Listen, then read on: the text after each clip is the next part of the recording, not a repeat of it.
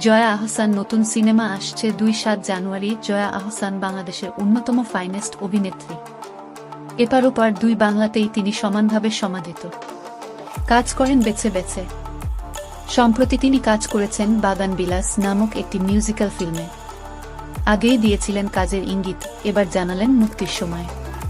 ২৫ জানুয়ারি রবিবার জয়া তার ফেসবুক পেজে দেওয়া পোস্টে জানিয়েছেন ২৭ জানুয়ারি সোমবার রাত ৯টায় মুক্তি পাবে বাগান বিলাস।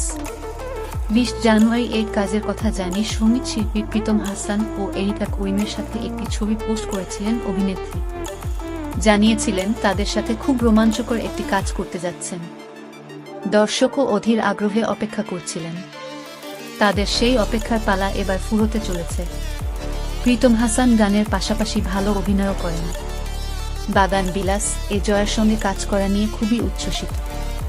এর আগে এ বিষয়ে তিনি বাংলা ট্রিবিউনকে বলেন, জয়া আপুর সঙ্গে এটিই আমার প্রথম স্ক্রিন শেয়ার করা। এটি আমার জন্য খুব গুরুত্বপূর্ণ একটি কাজ। সাথে এলিটা করিমও আছেন। আশা করি এটি দারুণ কিছু হবে। বলা প্রয়োজন, আহসান দেশের অন্যতম মেধাবী ও গুণী অভিনেত্রী। সম্প্রতি তাকে দেখা গেছে নুহাস হুমায়ুন পরিচালিত সিরিজ ২০০-তে।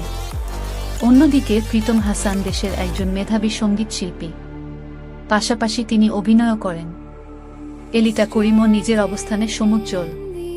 উল্লেখ্য, বাগান বিলাস পরিচালনা করেছেন সাদিয়া ইসলাম রোজা। সকল প্রকার বিনোদন, সকল খবর আপডেট পেতে আমাদের ইউটিউব চ্যানেল এবং ফেসবুক পেজ বিশ্ব বাংলার তথ্য সাথেই থাকুন। ধন্যবাদ।